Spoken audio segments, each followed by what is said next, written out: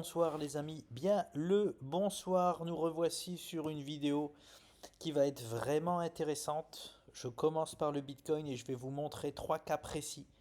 C'est dans ces moments-là où il faut être costaud. C'est dans ces moments-là et je vais vous expliquer pourquoi. Alors, on revient sur le Bitcoin. Toujours, j'ai rien touché. Maintenant, je vais pouvoir enlever un peu de choses. Hop. Nous avions ce scénario dans 97% des cas où on devait casser à la baisse et revenir retrouver ces niveaux. Il a choisi le scénario du nord que nous devions faire dans 3% des cas, j'enlève ça.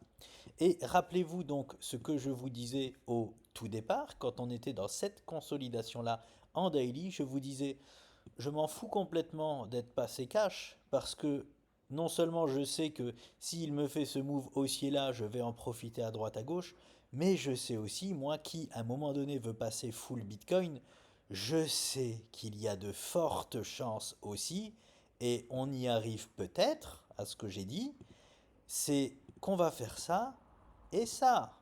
Et qu'est-ce qui va se passer? Eh ben Nicolas va racheter du Bitcoin au même prix qu'il l'avait vendu ici. Voilà. Alors la question c'est pour ça que moi je m'en foutais complètement, hein. Il pouvait se passer ce qu'il voulait. Alors forcément je suis passé cash. Quand j'ai 97% de chance de chuter, je repasse cash, hein. Et je comprends pas qu'on puisse faire autrement. À part si on ne connaît pas les statistiques du trading, bien évidemment. On nous a proposé l'inverse. Et maintenant, c'est parti. Alors, on va, pour moi, revenir se rappuyer. Alors, la question, c'est quand? C'est-à-dire, est-ce que ça y est, le Bitcoin va venir maintenant se rappuyer dessus? Ou alors, est-ce qu'il va tergiverser encore, nous proposer même un nouveau plus haut, et pour après revenir dessus? Ça, malheureusement, je ne sais pas, je ne suis pas Madame Irma, mais voilà, on peut très bien maintenant revenir dessus. Alors pourquoi? N'oubliez pas que les pullbacks, en général, pour pas me tromper, c'est une chance sur deux, hein. C'est une chance sur deux de faire ça. Et puis pour moi, de toute façon, c'était... Et là, je vais dire quelque chose qui est hyper énervant dans le trading et qu'on n'a pas le droit de dire, mais je m'en fous complètement. C'est du 100% de chance pour moi de faire ça à un moment donné. Pourquoi? Parce que n'en déplaise aux boules, je ne pense pas que nous sommes en bull run et que nous allons tout simplement faire ça comme nous allons le faire en bull run. Voilà pourquoi moi je pense qu'on va revenir retester les 36 000 $ dans 100% des cas. Je dis 36 000, ne jouez pas avec les mots, les 36-38. Mais les 36-38 sont les premiers objectifs baissiers, hein. Alors, ils sont hyper solides, hein. Les boules, vous avez ici là, vous avez un monstre, hein. Nous avons un bon gap ici, solidifié par les 36K. Je sais même plus par quoi, mais les 36K, je crois que c'est un plat Ishimoku hebdo ou mensuel. Ils sont costauds de dingue. Alors oui, bien évidemment, en daily ou en hebdo, on peut traverser. C'est pour ça que je vous dis, premier objectif, mais il faudra suivre ça en hebdo. On peut aller visiter. C'est comme là, actuellement, regardez ce qu'on est en train de faire en mensuel. Bon, maintenant, c'est déjà plus... Voilà. Ça, comme je vous disais, je n'y crois pas. Je ne crois pas qu'on va casser ce nuage Ishimoku là, même si là on ne le voit pas, en mensuel à la hausse. Même les niveaux là de 42 000, ça me surprendrait. Alors, la seule façon pour moi, hop, je vais vous le mettre ici. Je vous en ai déjà parlé de ces 42K mensuels. Hop, je vais le mettre en plus gros. Ça me surprendrait fortement qu'on vienne clôturer au-dessus. Il peut très bien le faire parce qu'il resterait dans le flou. Imaginons il vient clôturer ici, là, au 45 000 en mensuel, c'est-à-dire le 31 décembre. Il resterait toujours dans le flou du nuage. Et je ne le vois pas casser ça en janvier à la hausse pour venir se poser dessus. En tout cas, il peut le faire, mais c'est pas du tout le scénario que je privilégie. Voilà. Ce qui fait un petit peu peur quand on regarde le mensuel, c'est que il y a un niveau très clair qui n'est pas les 36 000 $, qui est les 32 000 $ sur le Bitcoin. Voilà. Il y a plusieurs, en fait, le Bitcoin, il est un peu plus compliqué que l'Ethereum. C'est que j'ai deux niveaux clés. Moi qui veux passer full Bitcoin à un moment donné, j'ai deux niveaux clés qui est les 36 000 et les 32 000. Les 25 000, j'y crois pas trop. J'y crois pas trop. Mais je suis persuadé que la zone des 36-38 va être revisitée. J'en suis absolument persuadé. Et pourquoi pas, hein, on sait qu'il fait toujours des excès, hein, regardez ce qu'il nous a fait. Je sais pas si vous vous souvenez, j'ai fait une vidéo lorsqu'on était, hop, ici là. Ah non, c'était en H4 plutôt. Hop, hop là. Voilà. On était là en 4 heures. Il nous faisait une figure de soit je vais au 36, au 36, au 46, pardon, soit je vais au 42. Il l'a fait en une séance. En une séance, il l'a fait. Il a méché, il a transpercé. Bien sûr, il exagère toujours, mais il a clôturé au 42 260. Donc voilà. Et maintenant, il continue son petit bonhomme de chemin. Ce move-là me surprend quand même. Je pensais qu'il allait rester plutôt là. J'aurais préféré qu'il reste là avant qu'il valide la baisse, parce qu'il va vite là. Il va limite trop vite à la baisse. J'aurais aimé qu'il me fasse une belle épaule, tête, épaule là, mais là, il a même pas fait d'épaule. Il est tout de suite parti à la baisse. Donc pourquoi pas peut-être au moins un petit rebond technique sur le Bitcoin. Ou alors il va tout de suite chercher ses 36, 38, hein. Qu'est-ce que vous voulez que je vous dise? Donc bon, en tout cas, ne surtout pas paniquer. Hein. Alors il a été plus vite, on avait mis cette date là de 14 décembre sur le Bitcoin, date de validation d'objectifs, donc il a validé bien avant, les 42 500 et les 44 000, il les a validés bien avant. Il n'a pas été chercher les 46 000, il s'est arrêté à 45 260, mais attention, les 46 000 n'étaient pas un objectif qu'il nous avait montré. Il nous avait montré les 42 500, il nous avait montré les 44 000, les 46 000, à aucun moment il nous avait dit je vais y aller. C'est moi qui en ai parlé en disant bon, à mon avis, il va avoir du mal à passer ici aux 46, aux alentours des 46 500 dollars parce que j'ai un plat Ishimoku ici. Je sais que c'est une résistance, donc voilà. Mais à aucun moment il m'a montré qu'il allait aux 46 000. Donc pour l'instant, il a validé les deux objectifs qu'il nous a montrés et il est en train de faire demi-tour. Où est-ce que le demi-tour va s'arrêter? Est-ce qu'il va juste nous proposer ce petit pullback? Il serait rapide quand même le pullback. Hein. Normalement, les pullbacks se font en une dizaine de séances. Mais bon, vous voyez le Bitcoin comment il est hyper rapide. Parce que là, on a cassé, il fait déjà demi-tour. Donc bon, on va voir, on va voir. De toute façon, moi, depuis le départ, je ne crois pas aux 60 000 dollars hein, du BTC, c'est-à-dire qu'on va revisiter ces niveaux-là. C'est déjà très surprenant pour moi qu'on ait fait ce move-là, je le répète. Très, très surprenant, ce move-là. Mais pourquoi pas, en tout cas, moi, j'attends le comeback ici, clairement. Et plus si affinité. Parce qu'on a cette zone-là, voilà, on a vraiment une zone pour accueillir le BTC ici. Hop. On a une zone ici pour accueillir le BTC. Hein.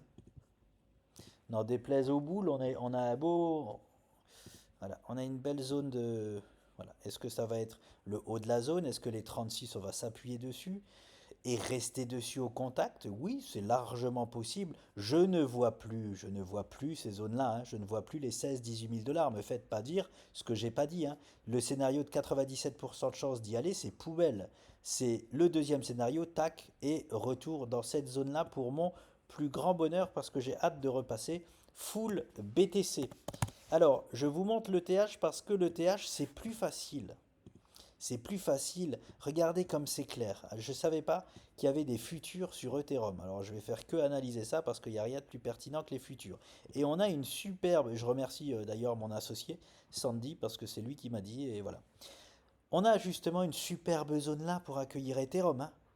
1, 2, 3, 4, 5, 6. On est en train de faire le sixième virage. Alors la question c'est, est-ce qu'il va nous proposer ceci là et ceci pour nous proposer une semi-rotation, et vous connaissez les semi-rotations de cassure et de lancement de bull run pour l'Ethereum, ou est-ce qu'il va revenir carrément ici en bas, je vais le mettre en gras. En tout cas, zone ultra intéressante ici, regardez comme le bas du biseau vient se confondre avec le nuage, j'adore ça, hein, je vous le dis tout de suite, hein, le nuage Ishimoku, superbe support, même s'il n'est pas hyper épais, superbe support, renforcé par cette figure chartiste, c'est génial comme zone ici. Enfin, ce que je veux dire, c'est que autant le Bitcoin, s'il vient sur les 36 000, je me dis, oh, est-ce que j'en prends? Est-ce que j'attends pas qu'il aille un peu plus bas? Enfin, il faudra que je l'analyse vraiment s'il me présente des signes d'aller plus bas. Autant l'Ethereum, s'il vient là, c'est full Ethereum. Hein. Voilà. Voilà. Et même s'il va là, j'aurai aucun regret à avoir. Hein. Full Ethereum, c'est hyper agressif. Je peux très bien faire 50% si je suis moins agressif, 50%, on ne sait jamais, hein. C'est une figure qu'on casse 8 fois sur 10 à la baisse, ce genre de figure. Mais elle est facilement cassable à la hausse. Il faudrait qu'on sorte des statistiques par rapport aux pentes des biseaux, ça n'a jamais été étudié. J'aimerais le faire un jour. Il y a des biseaux qui sont pour moi incassables et il y a des biseaux qui sont forcément plus facilement cassables, comme celui-ci, hein. Vous voyez que c'est voilà, c'est pas dur si on accélère un peu, c'est pas dur de le casser à la hausse. Mais si on avait un biseau, regardez, je vous montre un exemple. Si on avait un biseau comme ceci-là, voilà, c'est dur de casser une résistance comme ça à la hausse. Il faut vraiment partir en faux mot de dingue, quoi. Donc, bon, en tout cas, l'Ethereum, c'est très clair. C'est très très clair. Il y a deux zones, c'est ici, et bah oui, oui, oui, oui, il y a aussi un peu la catastrophe sur Ethereum, c'est là, voilà. Donc, mais ça, c'est la zone vraiment que je privilégie parce que la catastrophe, je n'y crois plus. Avec le move que le BTC nous a fait, je ne crois plus aux 16-18 000 dollars du BTC, donc je ne crois plus là dans l'instant présent aux 1070 dollars de l'Ethereum. Par contre, cette zone-là, j'y crois dur comme fer, hein, et ce sera une superbe zone pour accumuler de l'Ethereum. Voilà les amis. Alors, c'est une vidéo hyper complète parce que je veux vous montrer, moi qui vous ai montré plein de cryptos, ne paniquez pas si vous avez investi dessus, je vais vous montrer justement qu'est-ce qu'on fait dans ces cas-là. Surtout être solide. Je vais commencer d'ailleurs par Lux parce que non, bah non, j'ai mis Avax. Bon, je vais commencer par Avax. C'est trois cas bien bien différents, hein. C'est pour ça que je les prends et vous pourrez appliquer ces trois cas absolument à n'importe quelle crypto-monnaie. On a le cas d'Avax. Avax qui a tout explosé et qui atteint parfaitement tous ses, tous ses objectifs. C'est-à-dire que moi qui, par exemple, j'avais conseillé à un pote de vendre au tout départ à 30 dollars, quand on est arrivé à 29 dollars, je ne lui ai plus conseillé de vendre les 30 dollars, je lui ai conseillé de vendre les 37 dollars sur Avax. Pourquoi? Parce qu'il nous avait montré à 29 dollars qu'il allait chercher les 35-38. Voilà. Donc c'est pour ça qu'il faut... Il y a un objectif de base, hein, ça c'était l'objectif minimum de Avax, les 30 dollars, comme sur GLD à peu près les 68 dollars. Objectif minimum, on va voir que GLD, il s'est arrêté à son objectif minimum. Il n'a pas été plus haut. Avax, il l'a explosé. Ouais, ouais, il a explosé. Il a été plus haut. Voilà. Par contre, oui, là on prend un mur, hein, sur les 38 dollars. Forcément, hein, quand on fait des hausses comme ça, il faut à un moment donné se calmer. Surtout, comme je le répète, pour moi, on n'est pas en bull run. Donc, qu'est-ce qui se passe du coup sur ce genre de choses comme ça? Bah, moi, forcément, hein, inutile de vous dire que sur ce genre de move-là, je passe 100% en cash, hein, sur Avax, comme eGold par exemple, je suis passé 100% en cash, mais un petit peu différemment, je vous montrerai. Parce que voilà ce que la correction du BTC peut donner sur une crypto comme ça. Alors, j'avais par exemple dessiné ça. Oui, ça peut très bien se passer. J'y crois pas. J'y crois mollement, on va dire. Parce que ça, c'est pas. Ça, là, c'était juste un objectif. C'est pas un vrai support. Le vrai support pour moi sur Avax, c'est la ligne verte ici. Voilà. Ça, c'est à peu près le vrai support qu'on a sur Avax. Donc, ce serait pas étonnant. Je vais enlever tout ça. J'en ai plus besoin de tout ça. Je vais peut-être le mettre en daily. Non, non, c'est mieux. Voilà. Ce serait pas étonnant que l'on voit Avax faire ceci. Hein? Pas du tout étonnant, hein? Et ce serait un Avax à 22 dollars. Il prendrait une grosse gifle. Une grosse gifle, ouais, il prendrait une grosse gifle. Pas du tout étonnant. Le move du BTC va être accompagné forcément de ce genre. Il peut être accompagné forcément de ce genre de move-là. En tout cas, je crois beaucoup plus à ça, à un repos comme ceci, parce que moi, comme je vous dis, je ne suis pas en bull run, et par contre, on va accumuler de l'énergie là pour à un moment donné partir en bull run, hein. Pour moi, c'est milieu d'année 2024. C'est demain, hein, ça vient hyper vite. Le mois prochain, on est déjà en janvier. C'est franchement l'année du bull run. Je suis déjà tout excité quand je vois déjà ce qui s'est passé là. Voilà, ça on peut enlever. C'était les stats qu'il est venu complètement chercher et valider. Donc voilà, par exemple, ce qui peut se passer sur Avax. EGLD, eGold, notre pote eGold. Qu'est-ce qui peut se passer sur eGold? Alors eGold, donc il a été chercher son objectif minimum. Je vais faire un peu de place. Hop. Il pouvait, pourquoi pas, s'énerver. Il nous avait montré qu'il pouvait s'énerver, Eagle, hein, et qu'il pouvait aller chercher dans un premier temps les 83 dollars. Je ne par... Alors, si, pour l'instant, je ne participe pas à ce move, mais voilà, hein, c'est pas parce que je passe un petit peu bire que s'il me propose un move haussier, hein, comme le BTC, j'étais bire, il m'a proposé un move haussier, je l'ai pris aussi, hein. Pourquoi je sors totalement de e-gold? Je vous le montre en image. Voilà. E-gold était parti dans une tendance 30 minutes que j'avais dessinée comme ceci. Voilà, ce canal-là haussier, parce que c'est la ligne du bas surtout hein, qu'il faut prendre en compte.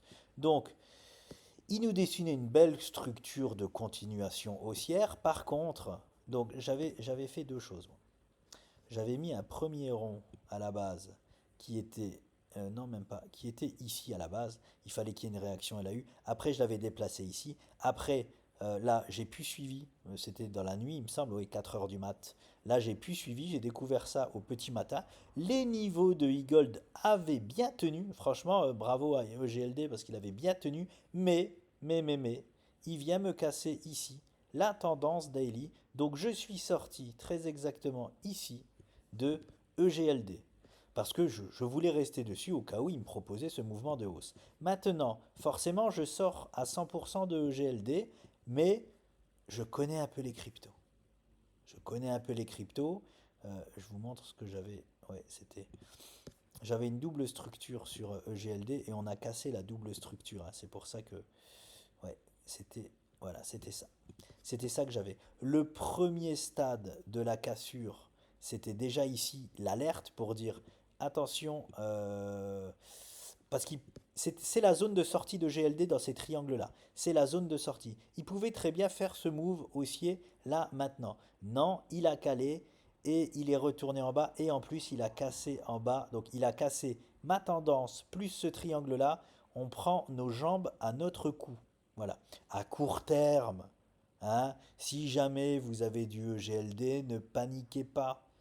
Tout ira bien pendant le bull run. Vous serez largement gagnant. En tout cas, moi, voilà, je suis sorti totalement de EGLD. Mais pourquoi je vous dis, je la suis quand même parce que trop souvent, et je le vois plus dans le monde de la crypto-monnaie que dans le monde boursier, trop souvent, je vois des cassures comme ça. Et boom to the moon. Je n'y, c'est pas ce que je privilégie, bien sûr que oui. Mais avant, comme je vous disais, j'avais une cassure comme ça et je regardais plus. Boum, je passais à autre chose, j'en cherchais d'autres. Mais si je la vois commencer à accélérer là, hein, et que je la vois casser ça à la hausse, je me remets sur EGLD pour l'accompagner jusqu'aux 83 dollars. Je me remettrai dessus. Voilà, s'il me fait un move ici. Et en plus de ça, eh ben, je rachèterai le GLD au même prix que je l'ai vendu. Vous voyez ce que je veux dire? Donc bon, bref. Voilà pour EGLD. Alors, qu'est-ce que je voulais vous montrer Lux maintenant. Alors, ça, c'est les cryptos qui ont performé, hein. Et donc maintenant, on voit un peu ce qui. Alors oui, je n'ai pas montré ce qui pouvait se passer sur eGold. Hop, qu'est-ce qui peut se passer sur EGLD? Alors, je vais prendre un peu d'auteur. Boum, voilà. Eh bien, tout simplement, oh, je vais enlever tout ça. Trop de dessins.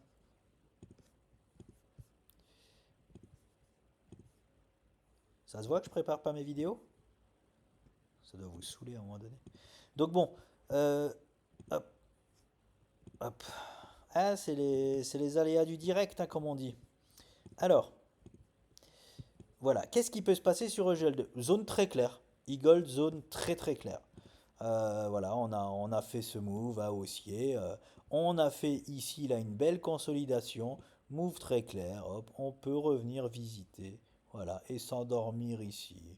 Pourquoi pas? Pour tout exploser à la hausse pour le bull run. Voilà, en tout cas, il y a un niveau très clair, très très clair sur eGold, et ça, j'aime bien. C'est-à-dire que pour toute la communauté eGold, si multivers, si vous ne faites pas de graphique pur, eh bien, si vous voyez EGLD revenir, franchement, hein, visiter cette zone-là, zone excellente, excellente pour moi d'achat.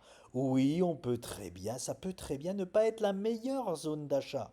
On essaye de choper les meilleures zones d'achat.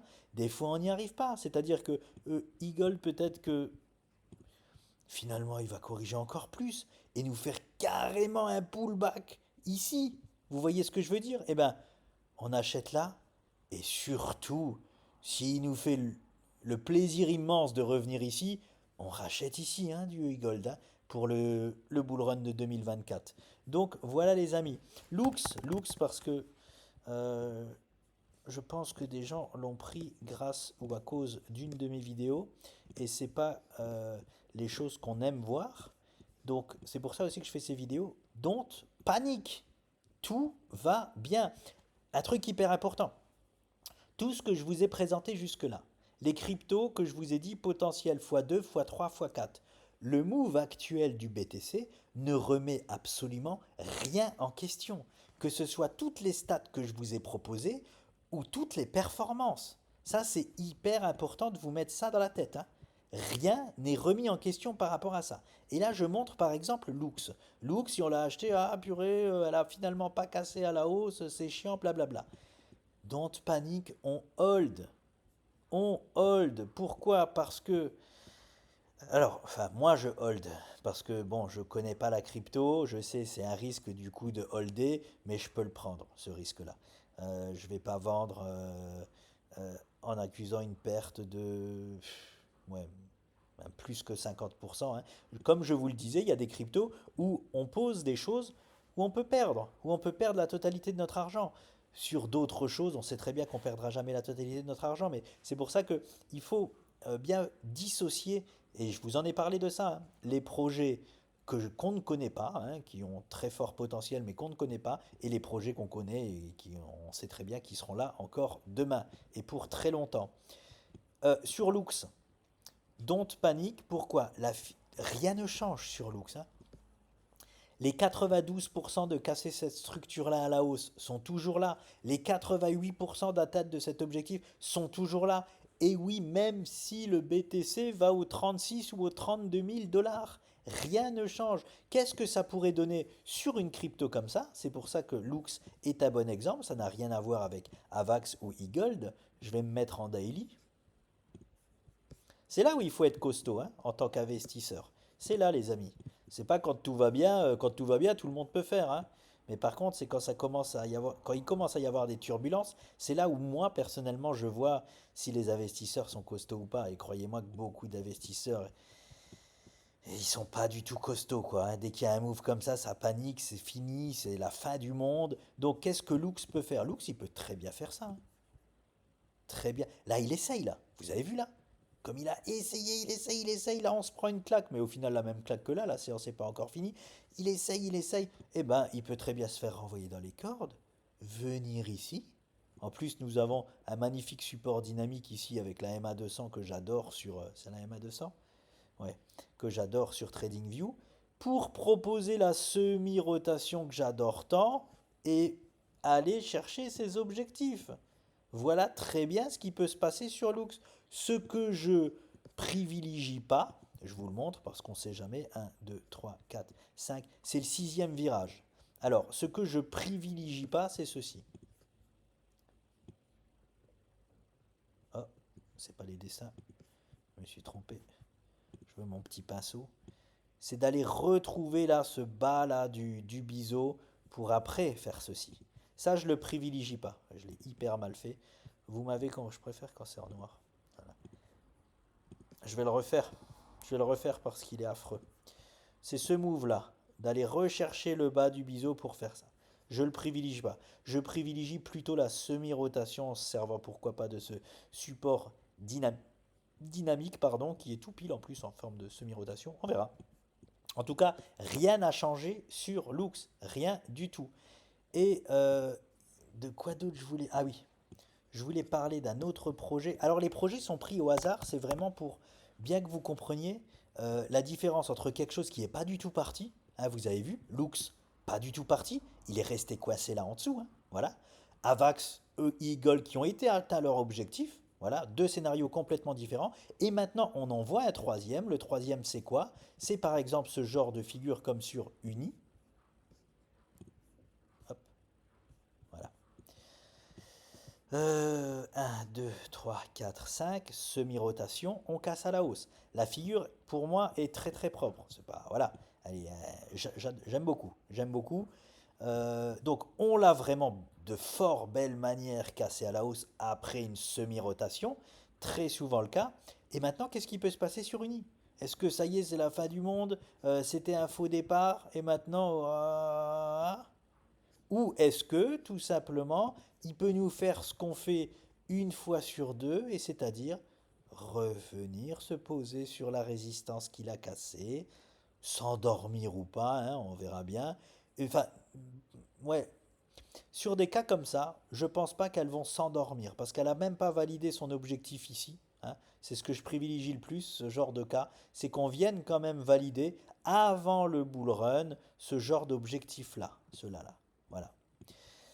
On verra si ça se passe. Mais voilà les trois cas bien différents où on est encore dans la figure. N'ayez pas peur, tout va bien. C'est des figures, je ne sais pas si vous vous rendez compte, hein, 92% de sorties haussières, hein. Si vous pariez pas dans le monde du trading sur ce genre de stats, ça sert à rien de faire du trading. Vous voyez ce que je veux dire? C'est pour ça que je vous dis don't panique. Tout va bien. Pour ceux qui sont encore dans ce genre de structure, ne vous inquiétez pas. Pour ceux qui ont déjà cassé la structure, bah oui, ça va corriger, on peut faire un pullback, oui. Et pour ceux qui ont déjà atteint leur objectif, on va revenir chercher un sol. C'est-à-dire, par exemple, si Uni là, voilà, Uni, il a un sol ici, clairement. Juste là, en mode chartiste, je suis sûr qu'on peut trouver autrement, en mode Ishimoku, tout ça. Mais voilà, si Uni aurait été atteint son objectif comme Eagle, j'aurais privilégié un retour ici, tout simplement. Il nous faut un sol pour venir s'appuyer dessus.